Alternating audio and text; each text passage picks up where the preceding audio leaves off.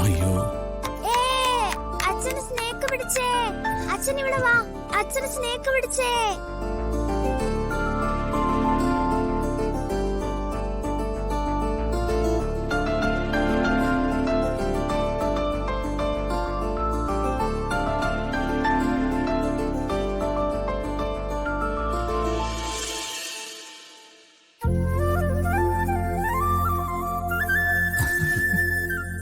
അമ്മേ, ഈ അച്ഛന് സ്നേക്ക് പിടിച്ചു. കൊള്ളാം. രാത്രി രണ്ടുപേർക്കും കൂടി കളിക്കാൻ പറ്റിയ കളിയാ. ഈ അച്ഛൻ ഒന്നും അറിഞ്ഞൂടമ്മേ. നമ്മുടെ ജീവൻ തന്നെ ഒരു സ്നേക്ക് ആൻഡ് ലാഡർ കളിയല്ലേ മോളെ. എത്ര ഉയർത്തി ചെന്നാലും ഇതുപോലെ പാമ്പിന്റെ വായിലകപ്പെട്ടു പോകും. തോറ്റുപോകുന്നവരെല്ലാം കളിയറിയാത്തവരല്ല, പലപ്പോഴും സാഹചര്യങ്ങൾ കൊണ്ട് തോറ്റുപോകുന്നവരാ. കളിക്കുമ്പോ സൂക്ഷിച്ചു കളിക്കണം, അല്ലെങ്കിൽ ഇതുപോലെ പാമ്പിന്റെ വായിലൊക്കെ പോ. പിന്നെ ന്യായം പറഞ്ഞിട്ട് കാര്യമില്ല. എത്ര സൂക്ഷിച്ചു കളിച്ചാലും ചിലപ്പോ വിധി നമ്മളെ തോപ്പിച്ചു കളയും. ഈ അച്ഛൻ കളി നോക്കുമ്പോ മനസ്സിലാവാത്ത എന്തെങ്കിലും പറയും. ഞാനില്ല കൂടെ. ഞാൻ പോവാ. മോളെ ഇതും കൂടി കൊണ്ടു. അച്ഛനല്ലേ? നാളെയല്ലേ അഡ്വക്കേറ്റ് കമ്മീഷൻ റിപ്പോർട്ട് സമർപ്പിക്കുന്നത്?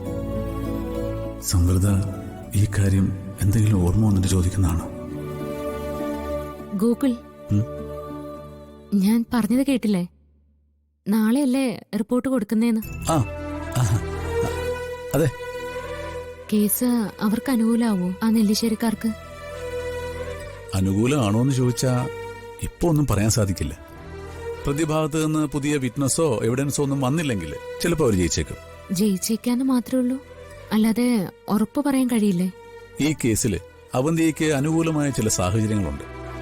എന്ത് സാഹചര്യങ്ങൾ?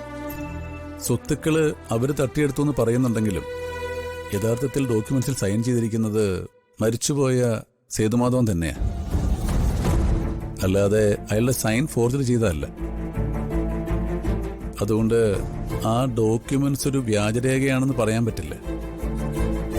മരിച്ചുപോയ സേതുമാധവൻ കാണിച്ചൊരു മണ്ടത്തരം, അതാണ് ഈ കേസിൽ അവരെ തോൽപ്പിക്കുന്നത്. എന്നാൽ കമ്മീഷന്റേതായ ചില നിഗമനങ്ങളുണ്ട്, കമ്മീഷൻ സമർപ്പിക്കുന്ന ചില തെളിവുകളുമുണ്ട്. അതൊക്കെ കോടതിക്ക് ബോധ്യപ്പെട്ടാൽ വിധി ചിലപ്പോ അവർക്ക് അനുകൂലമാകാൻ സാധ്യതയുണ്ട്. അല്ല, താനെന്ന് ഇതൊക്കെ ചോദിക്കുന്നത്? സാധാരണ ഇങ്ങനൊന്നും ചോദിക്കാത്തതാണല്ലോ.